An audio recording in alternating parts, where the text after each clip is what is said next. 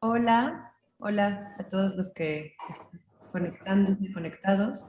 Creo que primero empezarías a dar un mensaje, ¿no? De la escuela, antes de yo arrancarme,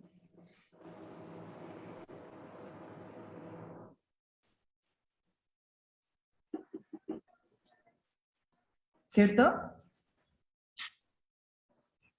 Así es, aquí estoy. Ah, adelante.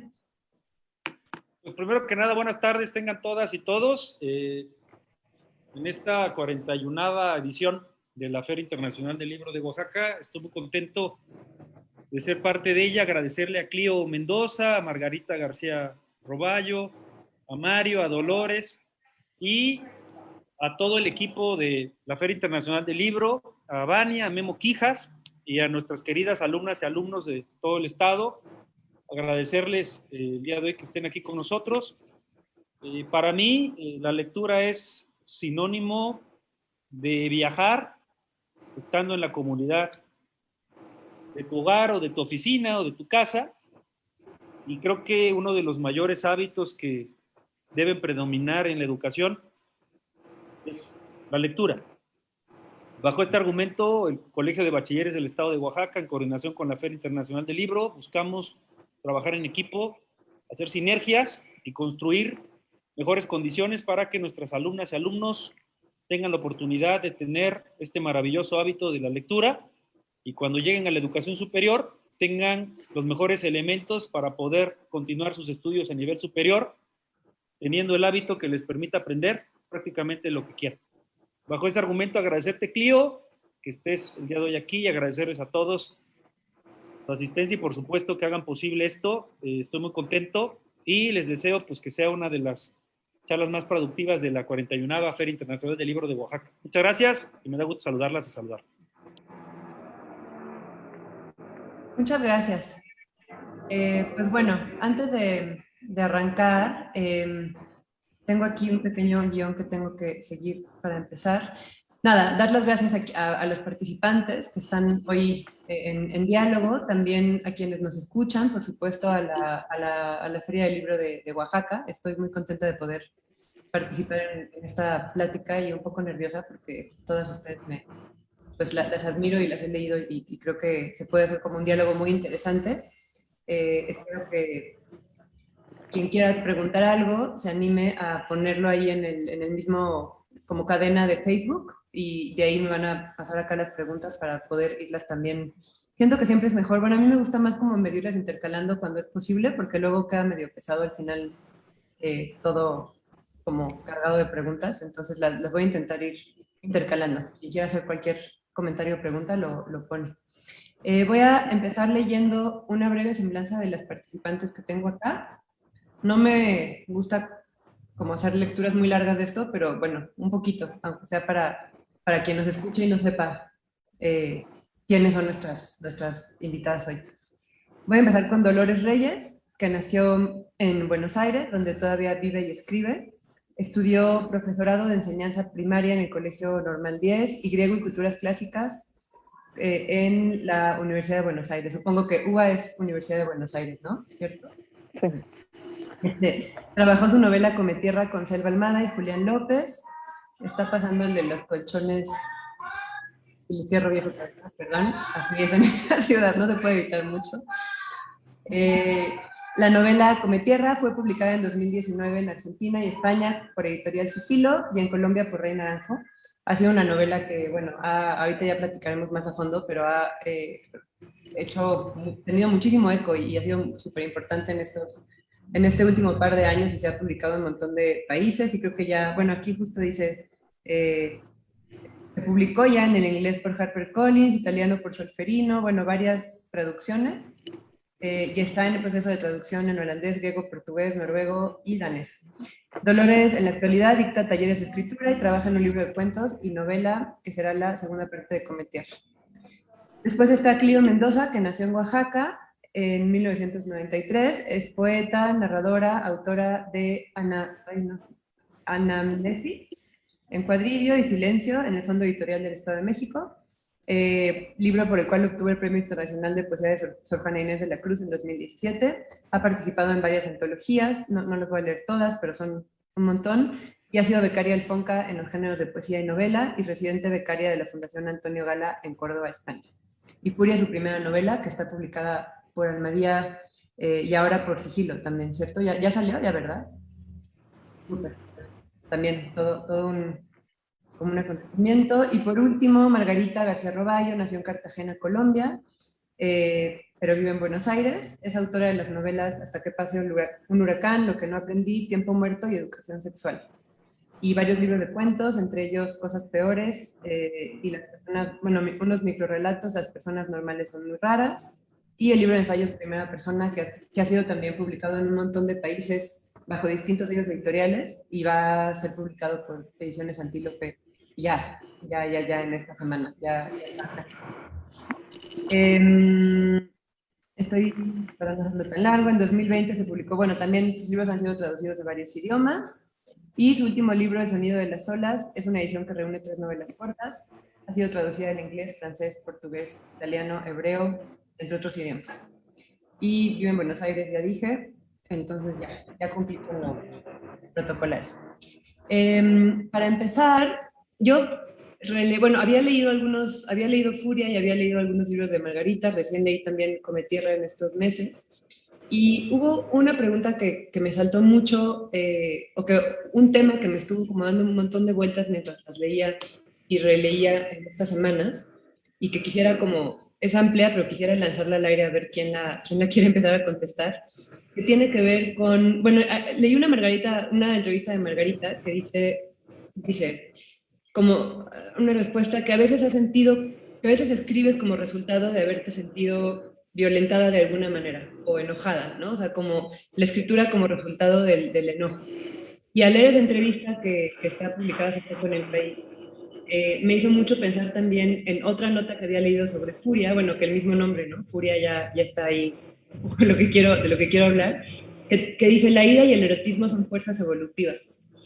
Y teniendo como esta parte de la escritura como respuesta a alguna violencia que es ejercida y de la ira como fuerza creadora y fuerza evolutiva, también Cometierra creo que tiene este componente como del enojo, la ira, como el no estar, no solo no estar de acuerdo, sino estar como enfrentarte a algo que te genera ese enojo y como resultado escribir. Entonces les quería preguntar, en primer lugar, ¿qué papel juega en su propia escritura el enojo, ¿no? O sea, algo tan amplio y como el enojo, la ira, ese arrebato, ese impulso como violento, por llamarlo de alguna manera muy amplia, y juega algún papel y dónde está colocado dentro de su propio proceso. No sé quién quiera empezar.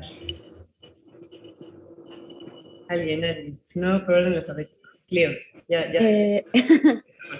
Nada, digo, creo que esa nota de alguna manera, eso de que la ira es una fuerza evolutiva, digo, creo que es la educación latinoamericana, ¿no? En general, quizás, digo, es como lo he vivido yo, siempre se enseña que hay que contener la ira, ¿no? Mi mamá siempre nos decía que el que se enoja pierde, y era, digo, creo que la ira no se puede evitar, ¿no? Y en la escritura, pues digo, no es que escriba molesta, en realidad creo que escribo más bien en un estado melancólico casi, pero seguramente sí que la ira es un motor importante, no para escribir, quizás en mi caso, sino más bien para vivir y ciertos procesos que a la larga me van a servir para escribir, ¿no? Como si es una fuerza casi motriz para mí en algunos momentos, sobre todo porque me hace salirme de situaciones de peligro, ¿no? Es como una cosa sumamente instintiva, intuitiva.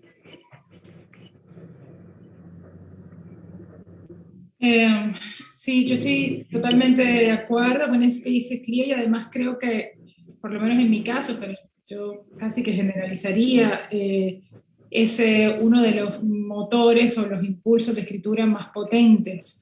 Yo suelo decir que siempre escribí, y ahora siendo un poco más consciente de por qué escribo, lo que estoy buscando y todo eso, por ahí al principio no lo era tanto, pero siempre escribí como por necesidad, y necesidad, digamos, entendida como que no podía hacer otra cosa con eso que me pasaba, que en general era una molestia, una incomodidad, digamos, para ser eufemísticos, pero que, digamos, esas pequeñas incomodidades siempre estaban disfrazando una carga de violencia, digamos, importantísima, ¿no? Que finalmente es lo que te situaba digamos, como en la posición de sentarte y tratar de hacer algo con eso. No asimilo para nada la escritura como una especie de catarsis, que es otra cosa que suele decirse, sino más bien como un depósito de ese hartazgo, y luego, digamos, una vez tienes eso ahí, como esa brutalidad en su forma más, digamos, cruda, hacer algo mucho más sofisticado con eso, que viene siendo, bueno, lo que hacemos, ¿no? Las ficciones y todo, más allá del resultado en sí mismo, que ahí, digamos, a mí me parece muy importante también hacer la distinción, que si bien la rabia, la molestia, la violencia, el hartazgo son muy buenos como impulsos, no son del todo como eficientes como resultado.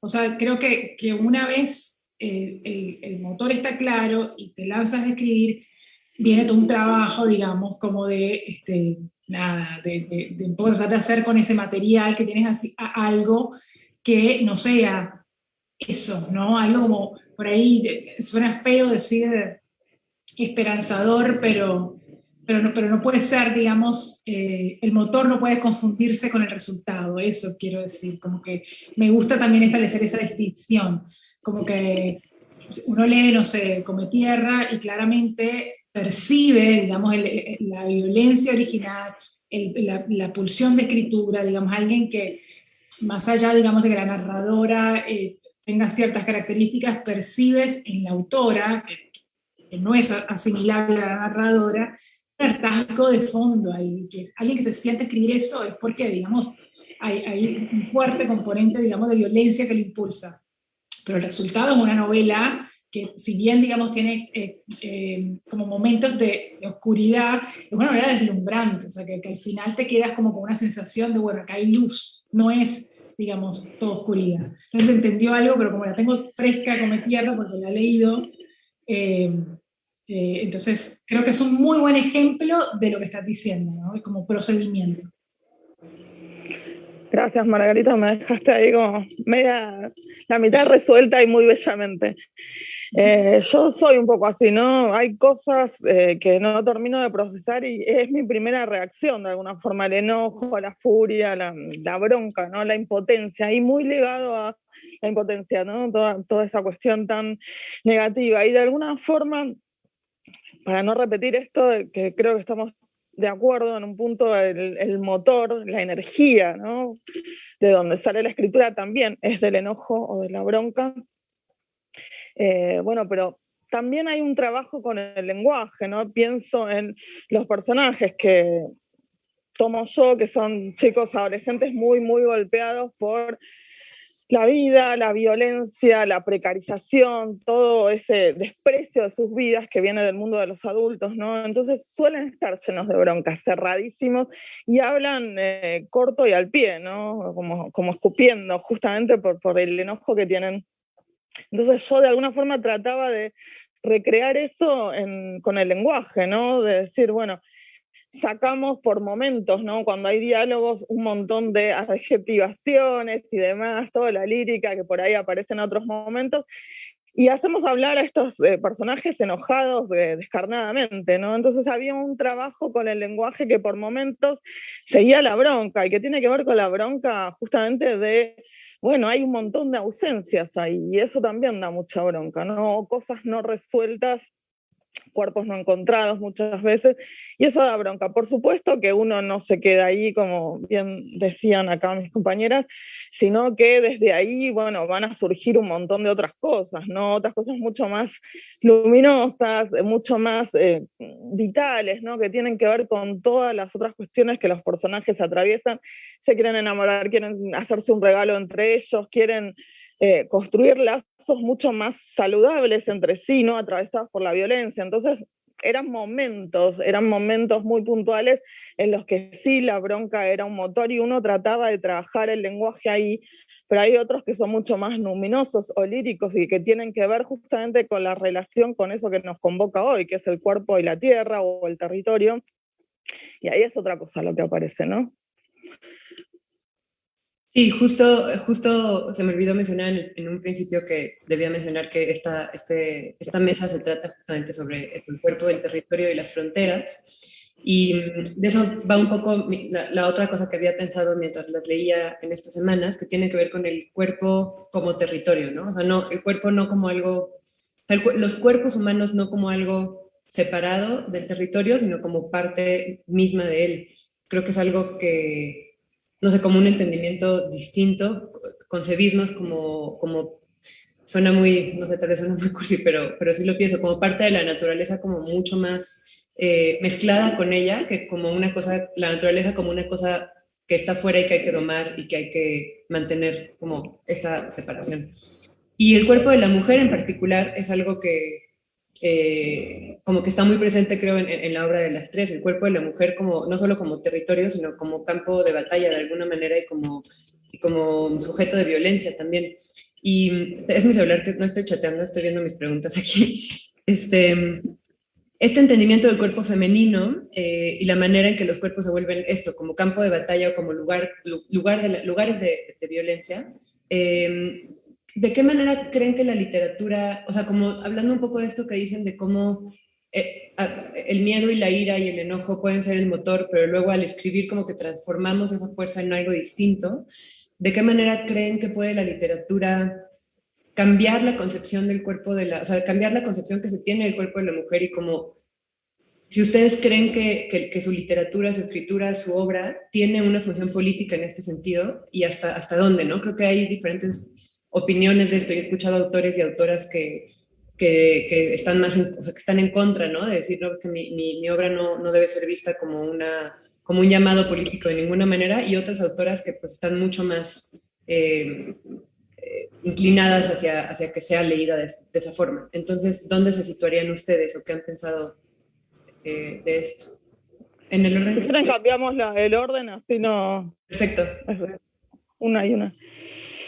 Sí, yo la verdad que en principio voy a decir que siempre tuve problemas con el monoteísmo y el monoteísmo del dios macho, ¿no? Que dejó al cuerpo de la mujer en un lugar espantoso en comparación con otras culturas que van desde, no sé, las culturas clásicas, donde el cuerpo de las mujeres era, bueno, un espacio sagrado también, y había diosas, ¿no? Y todo estaba animado de alguna forma con diosas que creo que es mi forma más sincera de percibir al mundo, ¿no? Y que va en relación con esto, ¿no? El cuerpo tampoco un organismo cerrado, sino que absolutamente permeable y en relación con el entorno, ¿no? Ahí está la tierra, ahí están los otros animales, los otros seres, los lenguajes que circulan a nivel de todos los sentidos, ¿no?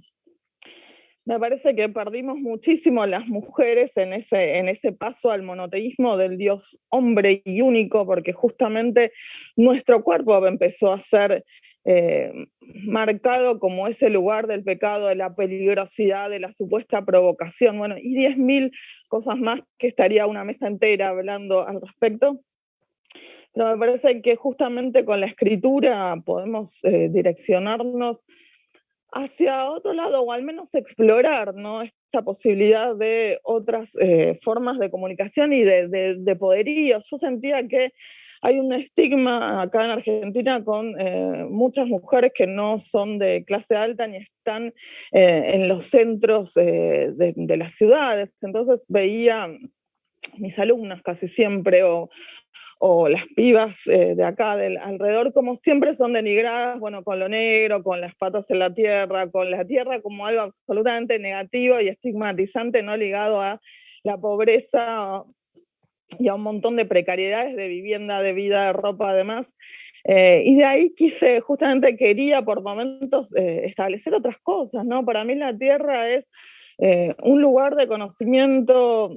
Crecí de alguna forma viendo cómo mujeres buscaban respuestas en la tierra, ¿no? Pero no solo acá en Argentina, que ya eso es un montón, pensar en todas las organizaciones de mujeres, madres, abuelas, buscando respuestas en la tierra, seres queridos, muchas veces exterminados por la violencia de Estado, bueno, es como imágenes que tenía grabadas, y en América también, ¿no? Como una constante, y en esa tierra que siempre se entendía como un principio femenino y un principio de conocimiento y de poder, ¿no? La tierra es un principio femenino para, no sé, para Grecia, Deméter o Gaia, para los judíos, Adamá, para la Pachamama, o sea, un montón de deidades femeninas ligadas a la tierra y a conocimientos, ¿no? Que son el ciclo de la agricultura y conocimientos ligados a la vida, pero también muchísimos ligados a la muerte.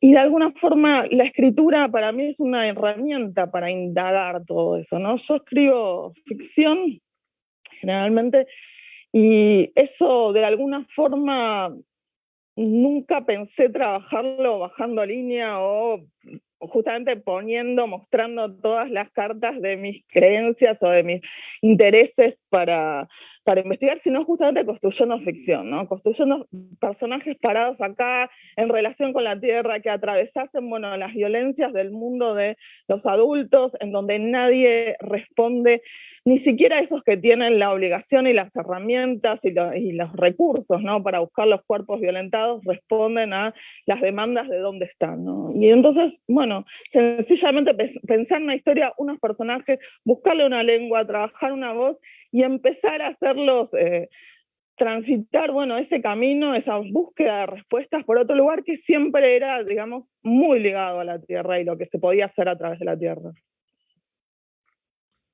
Claro, yo no había pensado, es muy cierto, como en esta reivindicación de la tierra incluso física, ¿no? O sea, como el contacto con la tierra al punto de comerla y del poder que tiene,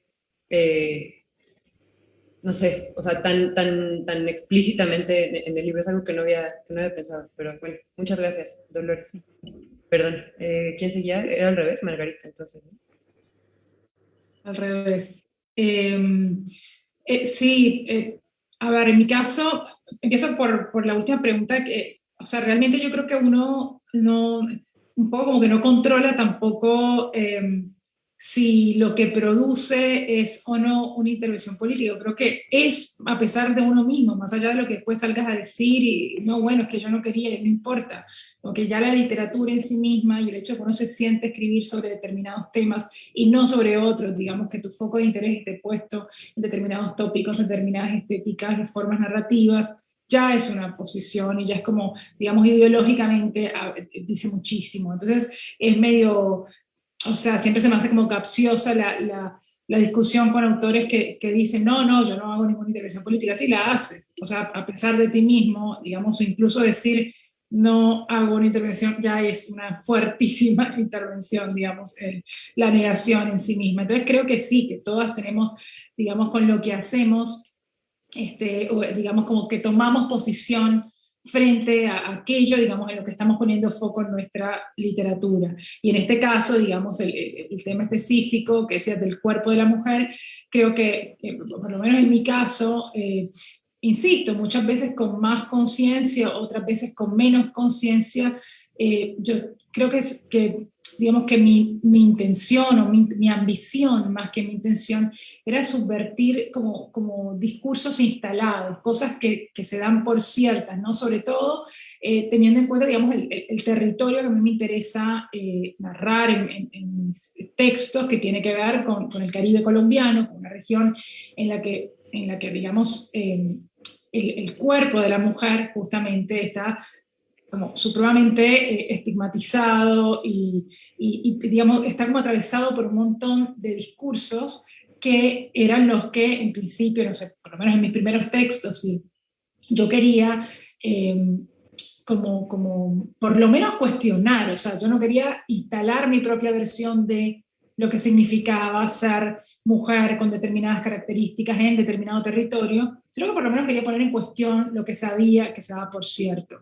Entonces, no sé, recuerdo mi primera novela, que se llama Hasta que pasó un huracán, la narradora era alguien que como con un nivel de desprejuicio frente a lo que podía conseguir con su cuerpo, que recuerdo, digamos, como las lecturas posteriores eran más bien del tipo, bueno, pero esta chica no tiene ningún respeto por su cuerpo, lo usa como moneda de cambio, pero sin ser, digamos, específicamente nunca estuvo contada que ella, por ejemplo, ejerciera la prostitución, no, de ninguna manera, era digamos, como sutilezas con las que además yo, digamos, como que crecí, no era algo tampoco que, bueno, esta se está inventando conductas que no existen, no, era, digamos, como que estaba intentando retratar alguna parte digamos, de esta idea que hay frente al cuerpo femenino de la mujer caribeña en este territorio, que, digamos, en el que está enmarcado mi novela, que muchas veces son pasados por alto básicamente por no querer, digamos, como aceptar esa versión también posible de,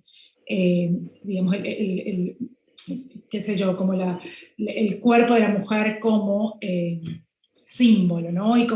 Y las posibilidades dentro, digamos, lo que se puede hacer con eso en un territorio determinado con estas características. Entonces, sí, yo creo que siempre hay un intento por intervenir y en mi caso yo diría por subvertir aquello, digamos, que como los discursos instalados, los discursos oficiales frente a muchas cosas, pero en este caso en particular lo que significa ser o tener un cuerpo de mujer o comportarse como una mujer en determinado territorio como es el Caribe colombiano. Aquí está pasando, así como en el DF pasa el del Fierro Viejo, aquí está pasando una calenda y espero que no se escuche, ¿no? Suena la bien. música acá afuera. De fondo, pero suena bien. Es el soundtrack, está bien. Yo me remitiría un poco más a hablar de mi experiencia personal, digo, ¿no? Tal vez también por eso decía hace rato que escribo casi en un estado melancólico, ¿no? Que obviamente pasa por la ira en algún punto, pero como decían ya, es imposible trabajar como sometida por un estado de ánimo, ¿no? En mi caso en específico. Mucho cuando escribo me doy cuenta de que pienso en cuando era niña, ¿no? Que también leía que eso era un poco el tema de la mesa de alguna forma, la infancia quizás, o no sé si me estoy equivocando de charla.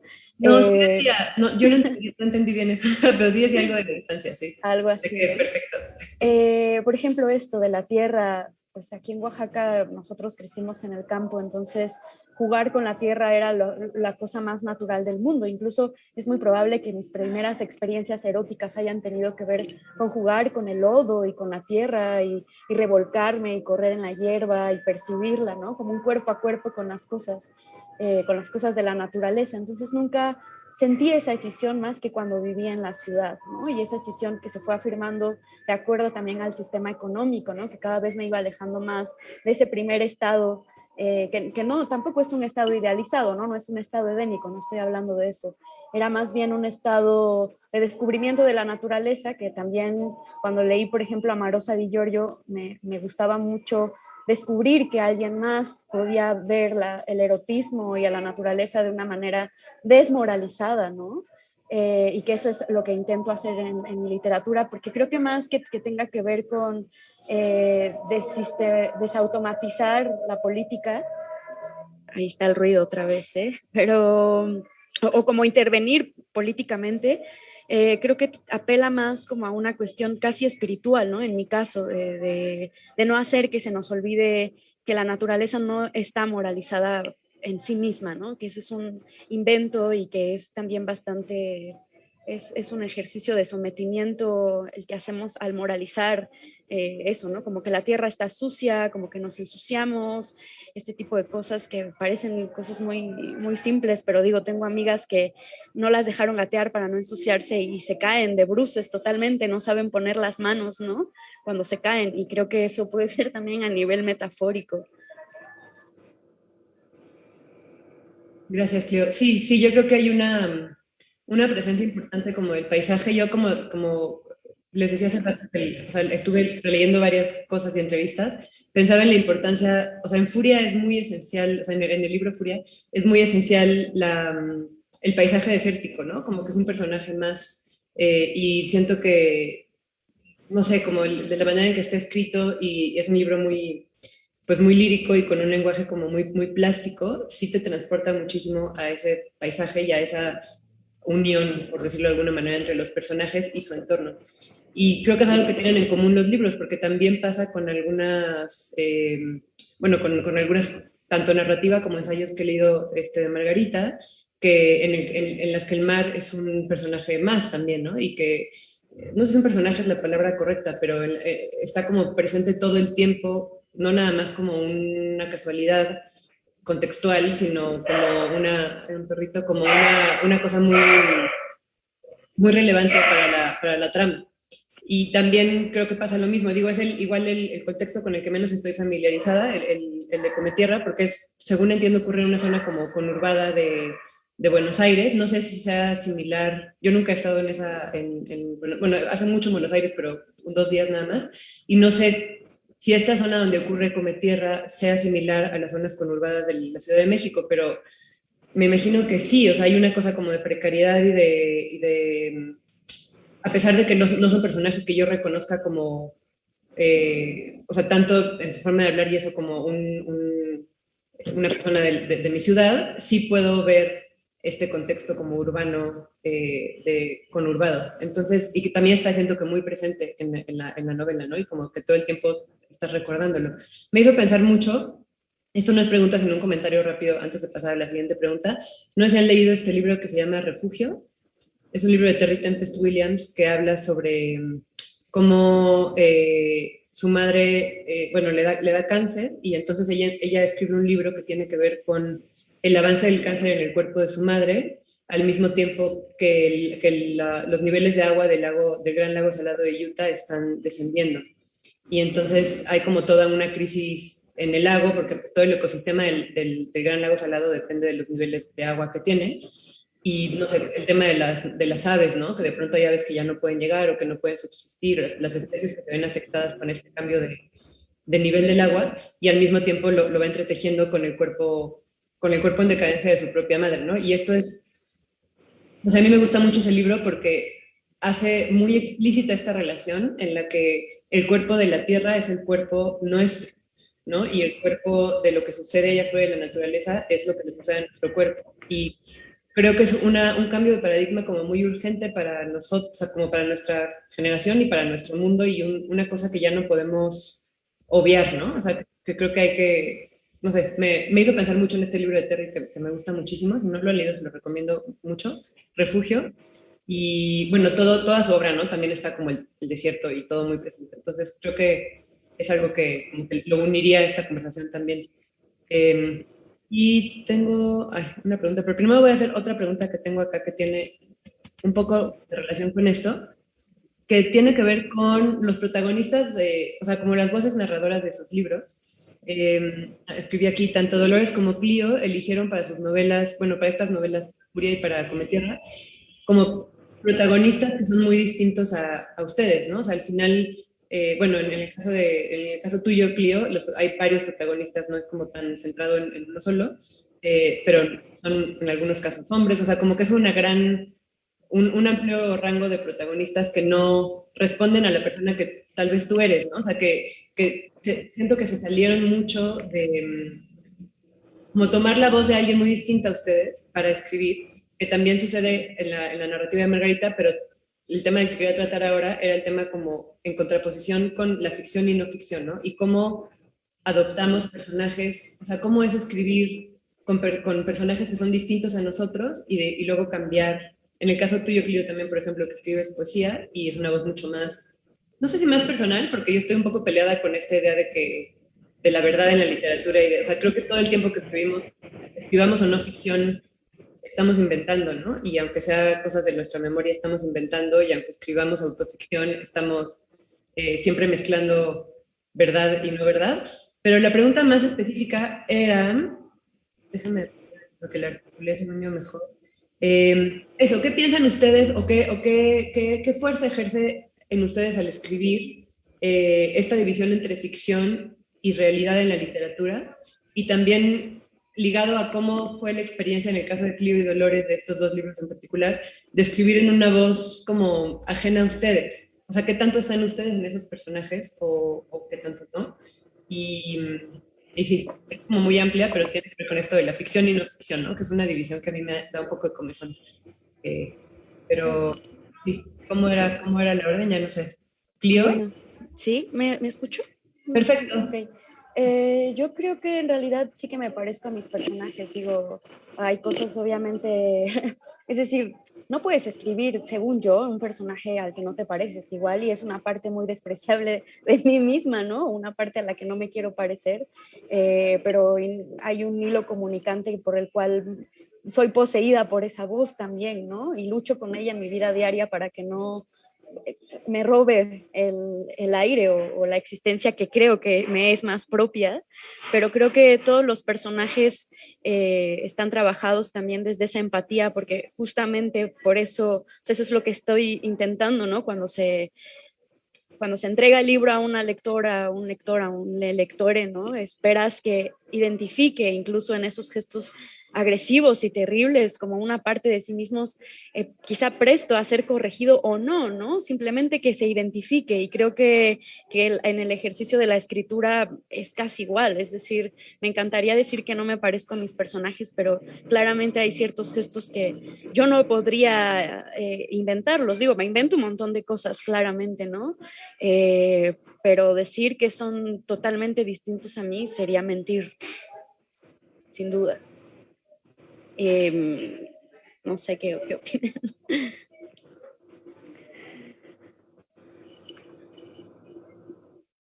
¿Sigo? Sí. Creo que te tocaba. Dale. La calecita. Ah, Margarita, perdón. Ah, no, Dolores o Margarita. Como que, bueno, está bien, sigo yo. Va. ¿Cómo era los personajes? Sí, pero creo que la pregunta era para los personajes de, bueno, no importa. No, o sea, un poco como esta idea de cuando, o sea, ¿cómo te describes tú, o cómo, en tu caso, por ejemplo, Ficción cuando y no escribes ficción. narrativa y cuando escribes ensayos, ¿no? Porque también No, te ha yo pasado. sabes que a mí me pasa algo, y es como que a mí me cuesta mucho a mí misma establecer una división, digamos, genérica, y yo siempre pienso que el resultado responde como una hibridez, digamos, como que yo creo que escribo como textos bastante híbridos por elección, lógicamente, porque me interesa como procedimiento, una vez más, tomar algunas cosas de la experiencia mía o cercana o lo que sea, pero hacer con eso, digo, si mi aspiración, como lo es, digamos, es hacer una pieza de literatura, digamos, hay un fuerte trabajo ahí que, digamos, no puede quedarse en que, bueno, parto de mi experiencia y es todo lo que comparto. Yo creo que si la materia prima es esa, si parte, digamos, de los elementos que yo utilizo para hacer ficciones es cosas que me han pasado o que escuché o de mi entorno cercano o cosas que creo que conozco y de las que puedo, digamos, no sé, compartir una mirada singular por mi nivel de cercanía con eso. Después hay todo un trabajo, digamos, que claramente está dentro del área de la literatura, digamos, está, elijo recursos, personajes, voces, elimino personajes, suprimo, no sé qué, toda esa cosa, digamos, como técnica que se hace, creo que la hacemos con el fin de, no diría que de alejarnos, digamos, de alejar a nuestros personajes o nuestras historias de nosotros mismos como autores, sino de que eso sea finalmente algo que, digamos, que tú depositas en un lugar al que acceden los lectores y puedan consumirlo voy a decir palabras horribles, pero digamos que el consumo de eso que le diste sea, yo siempre digo como eficiente, en el sentido de que lo lean y lo terminen, o sea, y que en un punto eso que partió de tu experiencia o que fue parte invención y parte no sé qué, no, deje de tener algún tipo de relevancia, digamos, ¿qué importa? ¿Cómo fue el procedimiento? ¿Cómo se hizo? ¿De dónde surge? Si el resultado es, digamos, dentro de los parámetros de cada autor virtuoso o, digamos, superador, ¿no? De su punto de partida. Yo no, a mí no me pasa, creo que es una discusión siempre a posteriori, ¿no? Como que a mí nunca me pasó pararme frente a un material y decir esto va a ser, ni siquiera en los textos que he escrito que llaman ensayo, yo no dije nunca voy a hacer un ensayo. O sea, yo voy a escribir un texto a partir de esto y lo otro y finalmente cómo le pongan nunca estuvo dentro de, digamos, por lo menos de mi potestad, no fue algo que yo misma controlara. Eso pienso con respecto al tema de los géneros. Después, o sea, se me quedó como algo colgado de lo que hablábamos antes con respecto a lo de los cuerpos y la tierra, escuchando a Dolores y a Clio hablar, y pensaba que a mí lo que quizá recordaba, digamos, como momentos en que he estado escribiendo, sobre todo cuentos, creo, que tienen que ver mucho con los cuerpos, y yo creo que la premisa, insisto, con cierta conciencia o después con el aprendizaje que surge después de escribir algunos textos, era como, digamos, la imposibilidad del control, ¿no? De controlar, la imposibilidad de tener control sobre un territorio, bien sea la naturaleza o, digamos, siguiendo con la metáfora que hacían, o el cuerpo humano, ¿no? El cuerpo. Entonces, por eso quizá pensaba, hay muchos cuentos que he escrito que tienen que ver, por ejemplo, con el tema de la enfermedad, o embarazos, o abortos, o cosas que creo que son bastante elocuentes frente a esa premisa que me interesa a nivel narrativo, y es el poco control que tenemos sobre lo que nos pasa en nuestro cuerpo y en nuestro entorno, ¿no? Como el gran problema del mundo, ¿no? Controlar lo no sé, que la Tierra va a explotar en cualquier momento, o que el día de mañana nos da un cáncer, digamos. Todo, digamos, esa falta de control a mí me parece muy interesante como para explorar a nivel narrativo. Gracias. Bueno, la verdad es súper interesante escucharlas a las dos.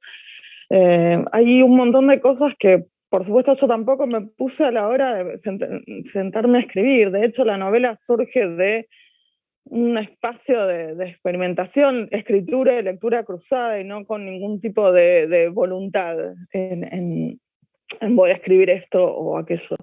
Pero sí me pasó que cuando la novela salió, el primer recorrido de lectores fue impresionante, la cantidad de gente que me escribía, absolutamente convencida de que come tierra era yo, que yo comía tierra. Bueno, esto era, no sé cuántas veces expliqué que yo no comía tierra, o que no conocía la vidente que adivina de esta forma. Sigo contestando, muchas veces se enoja la gente como, me estás retaseando información, o no me la querés presentar, o cosas por ahí.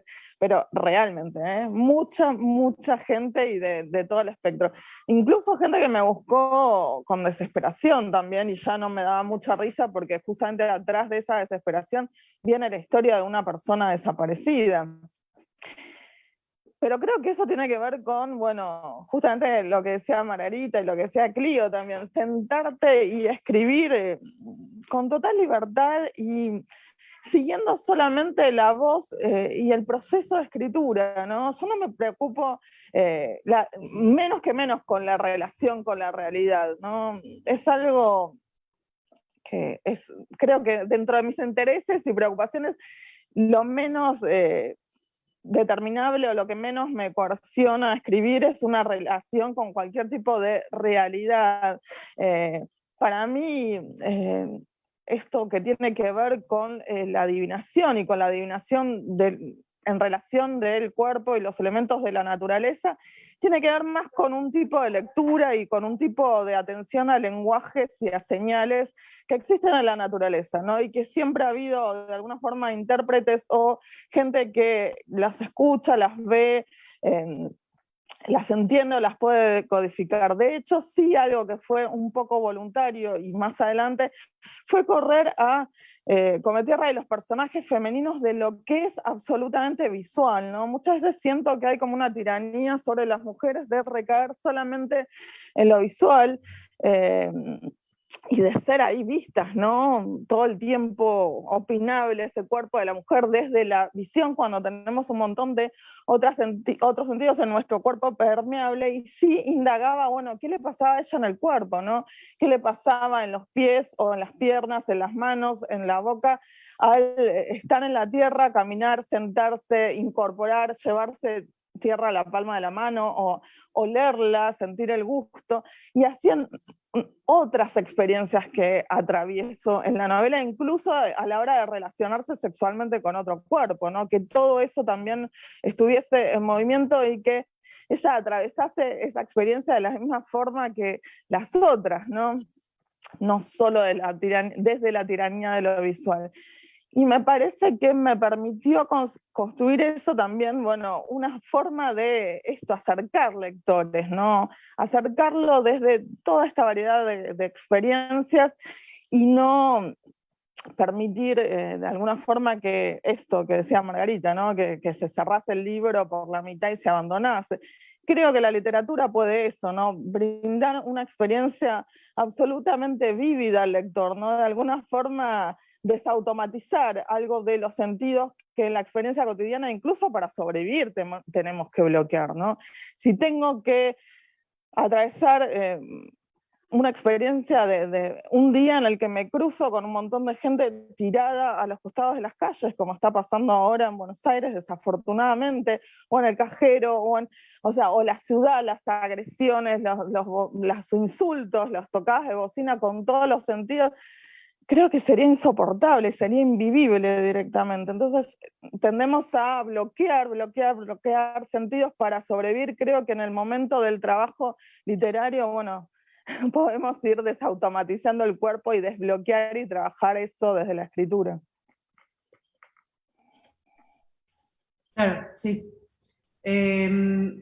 Bueno, antes quería decir algo, pero antes no sé si tenemos que acabar a las 6 en punto. Ahorita alguien me contestará, ¿yo no? Ah, ok. Ok, es que hay algunas preguntas acá, entonces quería, antes de la última pregunta mía, como intercalar una de Arely Gaspar, que hizo como 4 acá. Siento que quizá lo más interesante sea...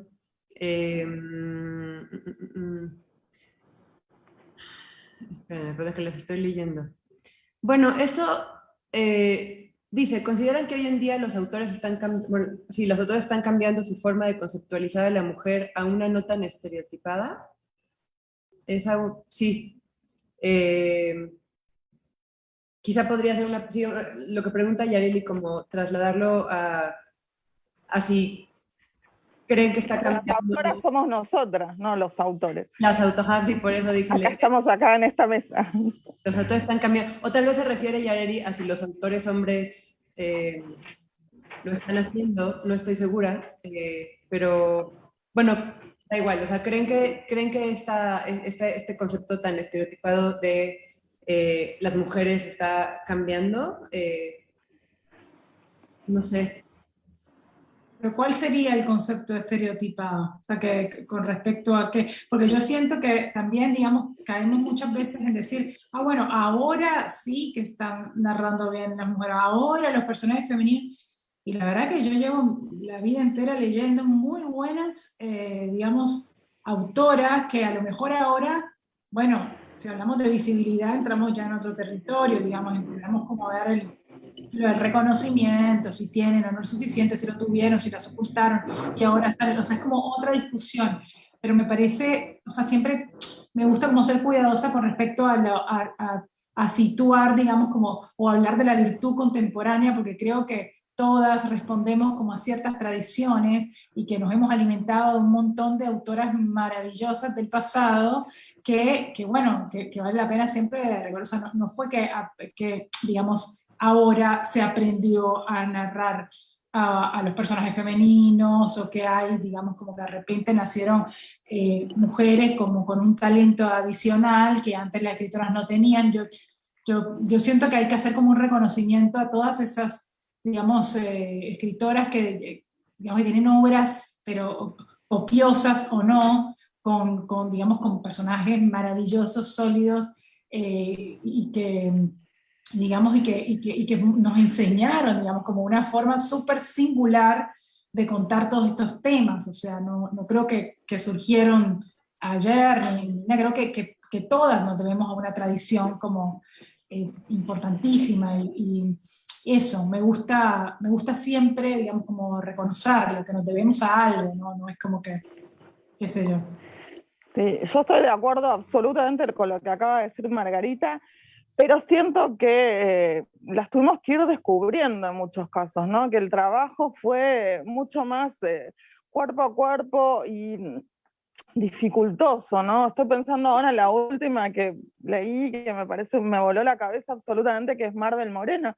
Me costó tanto llegar hasta una autora así, ¿no? ¿Y cuál fue la circulación de otros escritores de la misma época y en el mismo contexto? Bueno, absolutamente distintas, ¿no? Cuando estudiaba en la universidad, los programas de literatura eran 25 hombres y con suerte 1 o 2 mujeres por programa. Eso sí creo que cambió, pero el talento, como decía Margarita, es increíble, ¿no? Las escrituras, pienso en Clarice, pienso en Sara Gallardo, pienso en Mar del Moreno, bueno, y infinidad de otras escritoras. Elena Eso por un lado. Garrón, Por el otro, algo que también siento que yo en este momento recién puedo apreciarlo, es que en nuestras infancias podíamos leer autores hombres o personajes, sobre todo personajes, ¿no? Masculinos, y meternos con ellos a la aventura, ¿no? Transitar una experiencia de lectura e identificarnos con ese personaje, y no era la inversa. Nadie o la mayoría de los lectores, bueno, el personaje femenino sentían que quedaban excluidos, ¿no? Por eso justamente pero no perdón, era Dolores, por eso yo digo que al revés. Y creo que eso sí está empezando a cambiar, ¿no? Que hay infinidad de lectores otros, más allá de la dualidad femenino-masculino, que pueden transitar, no se pueden leer Las Malas y transitar esas aventuras de la tía Encarna o el resto de las chicas ahí del parque y vivir esa experiencia de lectura. Estoy poniendo un ejemplo, ¿no? Más allá de si hay una identificación genérica con los personajes en particular. Creo que antes no era tan fácil hacer eso. claro, pero por eso, perdón, que hago una pequeña acotación, porque es como que justamente por eso digo que la discusión pasa no por sí, ahora sí hay, antes no, sino por un tema de visibilidad, digamos, que sí que se está haciendo un trabajo importantísimo en que todas esas voces que antes, eso es lo que dice Dolores, es cierto, íbamos a la biblioteca de nuestra casa, difícilmente encontrábamos una Marvel Moreno, o en el colegio, o en la universidad, etcétera, y ese trabajo, digamos, el de visibilización y el reconocimiento es el que está, digamos, ahora quizá poniéndose, digamos, poniendo en escena todo esto que ya de antes, lógicamente, existía. Claro, no el talento, sino la visibilidad y las plataformas de publicación, ¿no?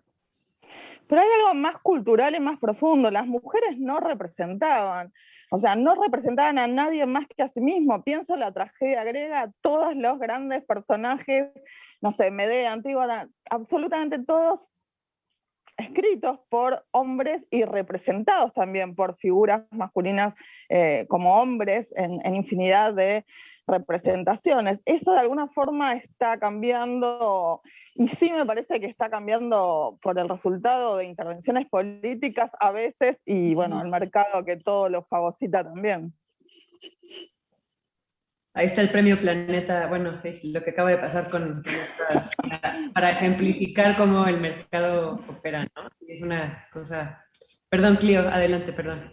No, creo que ya se dijo todo, ¿no? Solo agregaría quizás que también el estereotipo de mujer es algo que se construye, sí, de manera cultural, pero también de manera individual como lectores, ¿no? Entonces, No sé a qué se refiere a la pregunta, una vez más.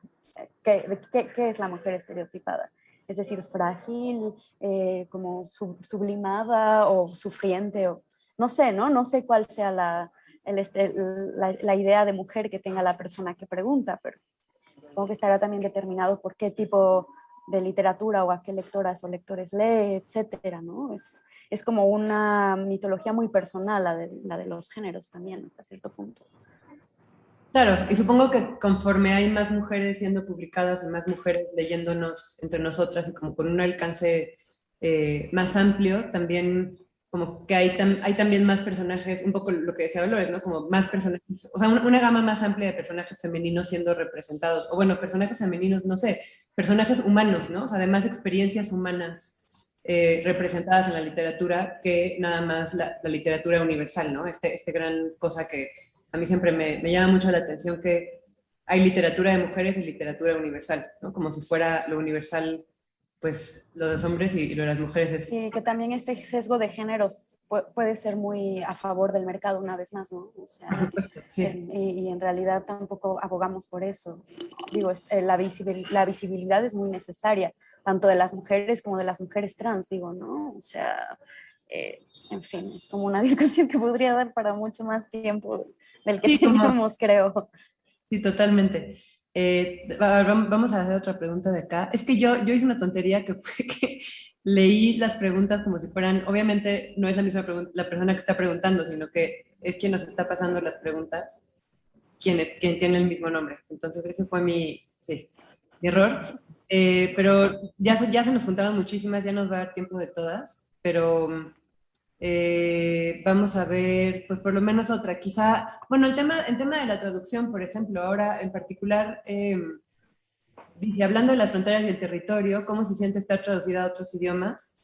Sí, ¿cómo ha sido recibida, cómo han vivido ustedes esta, o de qué manera diferente ha sido leída? ¿Si han tenido alguna, pues, sorpresa, algún episodio como interesante en las traducciones, o cómo han encontrado que se traducen sus obras en el trabajo también con los mismos traductores, ¿no? Que a mí es algo es un tema que me gusta muchísimo, como el de poder colaborar en las traducciones. ¿Han tenido oportunidad de colaborar con sus traductores y traductoras? Sí, en mi caso sí, bastante. Me gusta, pues, cuando es un idioma que más o menos conozco, como el inglés, con otros idiomas, por supuesto que es como librada a la suerte. Pero sí me parece súper interesante el tema de la traducción, porque por lo menos en mi caso, que está como tan claro que el territorio que a mí me interesa retratar, dicho siguiendo con las palabras feas, es Latinoamérica, es el Caribe, es como algo que, digamos, para un latinoamericano no requiere traducción, pero para un inglés sí. Entonces me ha pasado, me pasó sobre todo con la última novela traducida en el Reino Unido, que hubo, pues, digamos, como una especie de oleada de críticas bastante brutales frente a los personajes que los consideraban supremamente racistas, por ejemplo. Cosa que en Latinoamérica, en ningún país, nadie notó, porque creo que estamos muy habituados a esas, una vez más, esas violencias sutiles de las conductas, digamos, de latinoamericanos con latinoamericanos. Era una pareja de colombianos que vivían en Estados Unidos y que por supuesto era despreciativa con sus pares y se expresaban de esa manera, con ese lenguaje que podemos tener, digamos, latinoamericanos en cierta clase social, en cierta condición, digamos, no sé, formados afuera, educados afuera, no sé. Entonces era como toda una cosa que para otro lado, digamos, entendía también con los, digamos, un poco como con los criterios que imperan ahora, sobre todo en el primer mundo de corrección política, era tremendo, era como ser acusada. Yo siempre digo, tipo, estaba en un club de lectura, tipo, yo la única marrón en un cuarto de ingleses rubios todos preguntándome si yo era racista, digamos, ellos a mí. Entonces era como una cosa. Y yo siento que eso tiene que ver con la traducción no solamente sí, lógicamente de la lengua, pero también de la idiosincrasia y digamos, de esas conductas que están tan naturalizadas y que tienen que ver con lo que hablamos al principio, ¿no? O sea, ni loca saldría a defender a mis propios personajes, digamos, por algo están retratados de esa manera como que te incomoda o que en un sentido también te parece feo, pero digamos en ciertos territorios como el nuestro, las pasamos por alto porque en un punto somos así, pero en otro lado es como que, bueno, y esta gente, o sea, como cuando le sacas del lugar al latinoamericano, inmigrante, marrón, que en lugar de limpiar un baño hizo una maestría en Yale, entonces ahí como que no entienden cómo este tipo puede ser racista, cómo este tipo puede ser, no sé. Es maravilloso el tema de la traducción, creo, porque nos hace entender mucho, digamos, también lo que se espera en otros lugares que escriban los latinoamericanos. O sea, no sería la discusión si fuera un holandés el que escribió la historia de una pareja despreciativa que vive en otro lado, que no es su país, ¿no? Pero al ser una latinoamericana es como que es raro. Entonces, nada, es larguísimo también la discusión, pero bueno, nada, es súper interesante el tema de cómo se traducen no solo el lenguaje, sino eso, las conductas y la idiosincrasia. Creo que Clio tiene, bueno, Clio, ¿quieres? Sí, Clio. Creo que Clio tiene que pasar a otra mesa. No sé si quieras, bueno, decir algo más. Es que no quiero que nada más te vayas así. Yo en realidad no tengo, mi libro no está traducido a otros idiomas todavía. En algunos textos anteriores habían sido traducidos, curiosamente, al polaco, por ejemplo, o al rumano, ¿no? Que también me parecía que había una similitud cultural brutal, ¿no? Por lo cual las personas traducían estos textos que además los habían encontrado colgados en internet y cosas así, ¿no? No sé, una empatía que va más allá del territorio también, que es también a lo que uno apela cuando escribe, supongo, ¿no? También a esa universalidad de los afectos o ciertos rasgos de la condición humana que pueden como unificar, ¿no? En el mejor de los sentidos también. Y por lo demás, pues creo que, no sé, ¿no? El libro ha sido publicado en 3 países diferentes, cada uno ha tenido como diferentes, o sea, diferente recepción de acuerdo a la publicación y el territorio y nada, ¿no? Creo que apenas lo estoy descubriendo, entonces no es algo en lo que pueda ahondar mucho más. Perfecto, gracias, Clio. Ese libro va a ser traducido a muchos idiomas, estoy segura. Muchas gracias. Si te tienes que ir, pues desconéctate sin pena, ¿eh? Que así es la vida. Gracias. ¿Y Dolores?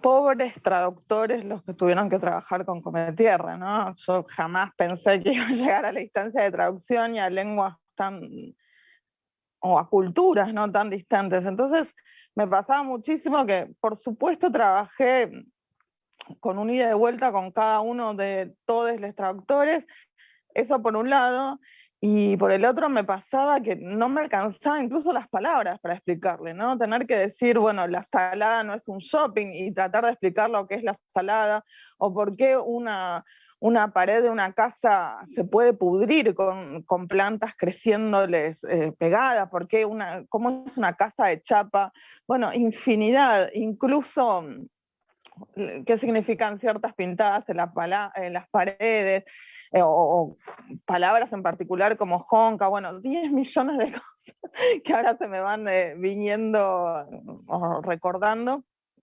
¿Qué significa ranchar? Bueno, en un momento llegué a pensar, ¿por qué puse esto en la novela? Porque es tan difícil y significa tantas cosas a la vez que es...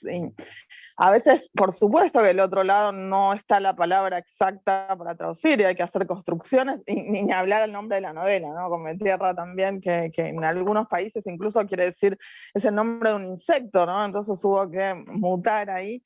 Pero es una experiencia impresionante, ¿no? Muy enriquecedora, hace a la supervivencia de la novela en el sentido de que va al encuentro de muchos lectores, entonces el trabajo, iba a decir el laburo, el trabajo de todos los que tradujeron es impresionante, es súper amoroso también, ¿no? Hay que tener ahí, hay que meterse también ahí en ese proceso de traducir y pensar una lengua y un territorio y otro y cómo adaptarlo. Ahora, me pasaba muchas veces que me decían, bueno, te mando unas 10 preguntas que me surgieron en este último tiempo, y cuando abría el documento un día después eran 40 preguntas y una disculpa. Porque vuelvo a esto, ¿no? Hay cosas que son muy distintas acá, no sé, en Holanda o en Suecia, es muy difícil pensar, y yo a veces tenía que incluso buscar imágenes o noticias de los diarios, ¿no? Como para hacerles entender, bueno, cierto territorio, ciertas cosas que acá están absolutamente dados, ¿no? Como que podés ir a bailar a una cumbia, a un rescate y encontrar 3 generaciones bailando en un mismo boliche, ¿no? Mamá, hija y abuela. Bueno, pasan un montón de cosas que tienen que ver con, bueno, cómo vivimos acá, cómo nos relacionamos y cómo habitamos el mundo. ¿Qué es nuestra cultura? Que en definitiva, bueno, eso es lo más difícil ahora a la hora de pensar una traducción. Claro, porque esto que dices de las palabras, no sé, argentinas, que no, para traducirlas a otro idioma, pasa lo mismo incluso con el español de otros territorios, ¿no? O sea, al final... Es que ni siquiera Argentina. Yo he llegado a ir a clubes de lecturas hermosos con mujeres muy, muy cálidas y que me dijeron, mirá, tal o cual palabras la tuve que buscar en diccionarios del lunfardo para ver qué querían decir, bueno, rati, cosas así, que aparentemente no habían escuchado en su vida, y bueno, yo las escucho todos los días de mi vida. Entonces, me parece que al lenguaje también lo vamos construyendo los hablantes, lo vamos interviniendo, lo vamos modificando, y eso es algo, un factor de la oralidad que a mí me gusta y me interesa muchísimo, ¿no? La riqueza de las lenguas a la hora de ponerte a escribir, porque es tu material. Entonces, bueno, eso dificulta a veces, ¿no? Las traducciones, o las puede enriquecer también, sí. Justamente traductor y autor laburan a la par, ¿no? Para llegar a una nueva forma, que es la traducción. Claro, claro, y es cierto que es un acto de amor en el sentido de que la traducción requiere como la lectura más atenta posible que puedes hacer de algo, ¿no?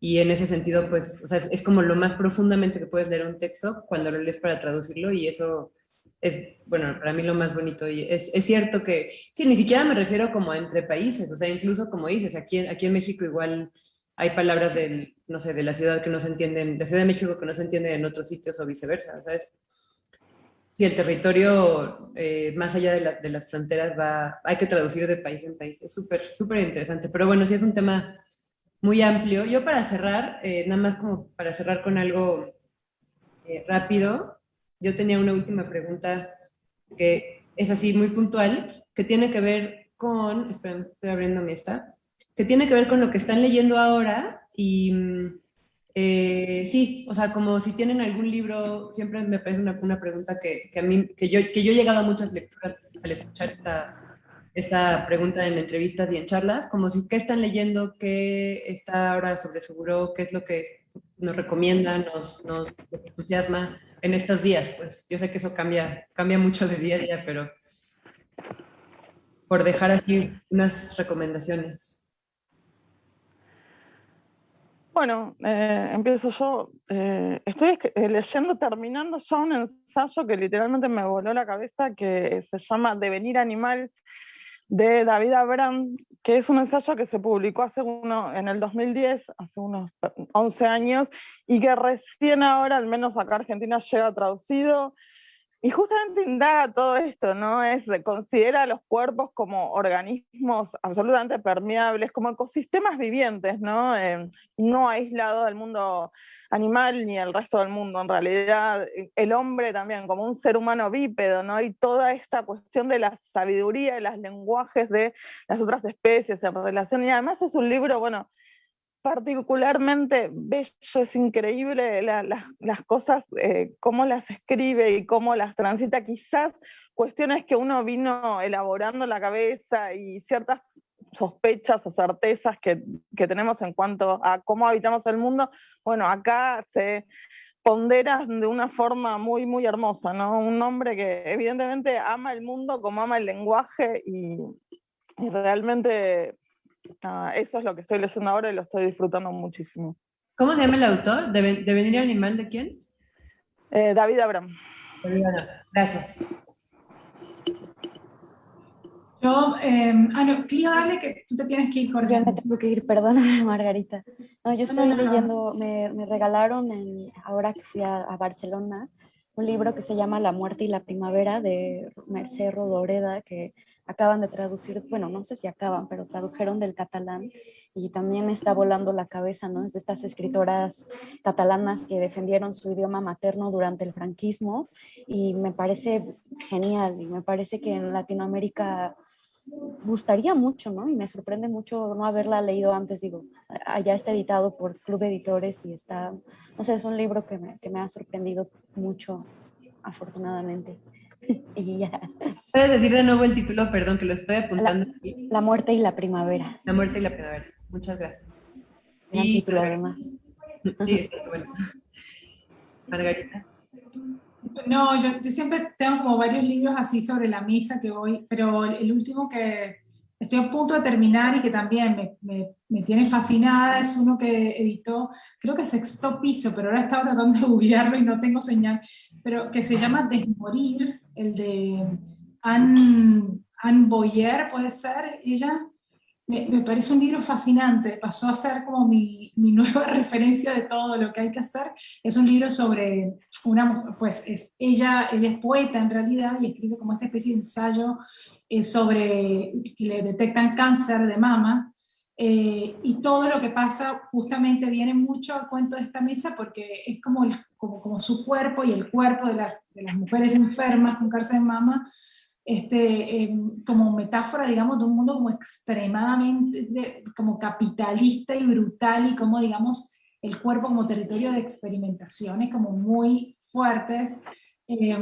Pero todo esto parece dicho así como súper duro y abstracto. Ahora es un ensayo de un nivel de sensibilidad e inteligencia que me tiene muy deslumbrada. Creo que lo editó Sexto Piso. Pero se llama así, Desmorir, ¿sí, no? Sí, es de sexto, bueno, sí, está sí, por sexto piso. Sí, le traigo muchas ganas a ese. Se conecta un poco también con lo de Terry que hablábamos, que justo le traigo muchas ganas. Pues ya apunté todos, espero que también quien nos escucha haya apuntado. Y creo que ya vámonos porque ya llevamos más de una hora y hay cosas, la vida sigue allá afuera. Pero muchas gracias a la feria, Bueno, por esta charla, chao, gracias chicas. a ustedes. Chao a todos. Muchas gracias y nos vemos pronto. Gracias a quienes nos escuchan. Gracias. Gracias. Abrazo enorme a todos. Abrazote.